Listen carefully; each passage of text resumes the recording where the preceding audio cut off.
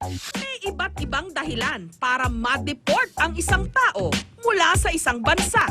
Pwedeng illegal alien siya, may mga dalang kontrabando, o hindi kaya hindi umasal ng tama.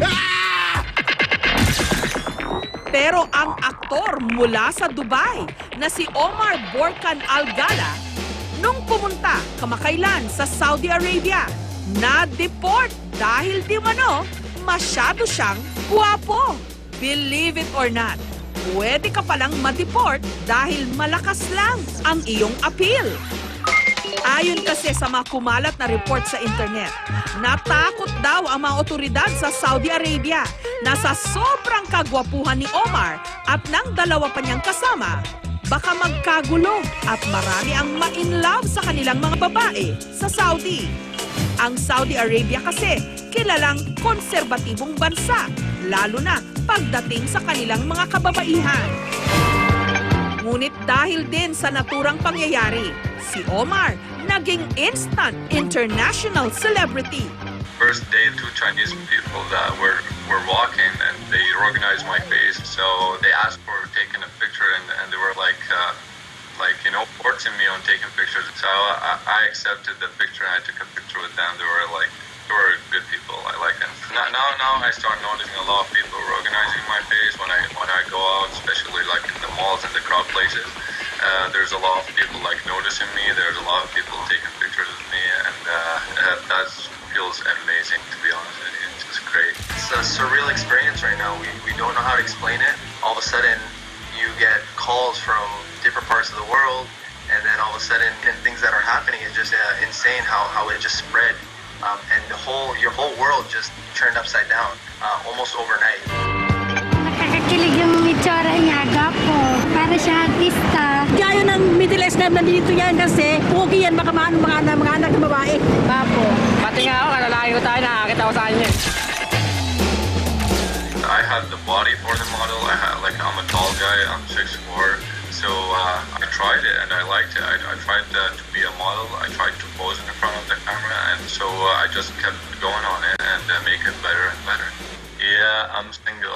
I give love. Whoever gives me love, I just give love back. Whoever say I love you, I say I love you too. For me, if I take everything easy in life and I don't let any negative stuff affect my personal life, I think I'm always gonna look good. I'll always keep smiling on my face, and smile never hurt. I love you guys. I really appreciate your love. I really appreciate the support that you guys given me, and mahal kita and salamat. Iba naman ang nangyari sa estudyanteng si Miko. Dahil artistahin, hindi maiwasang dagsain ng mga tagahanga. Opo. Hanggang noon lamang Marso ng nakaraang taon. Walang kaano-ano, may isang hindi kilalang lalaki na nagsaboy ng asido sa kanyang mukha. Hindi man siguro insecurity sa itsura ko yung dahilan, hindi naman siguro asido ang gagawin sa akin. Pwedeng saksakin na lang ako o kaya barilin. Sa isang iglap, ang dati niyang maamong mukha nalapnos. Napinsala ang kanyang kanang mata. At tuluyan ang nabulag ang kaliwa. Dahil sa nangyari, kinailangan niyang tumigil sa pag-aaral. Immediate reaction, gulat. Gulat ako na ang daming taong ko iningatan yung mukha ko kasi alam ko yun yung puhunan ko. Sa isang iglap, parang nasira lang siya. Nang hindi ko pa alam yung dahilan.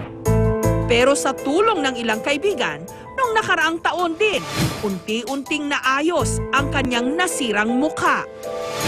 Matapos ang 4 na fractional laser surgeries, heto na si Miko ngayon. Ang pagiging pogi. Madalas, asset. Pero kung minsan, liability. Mahal kita and salamat.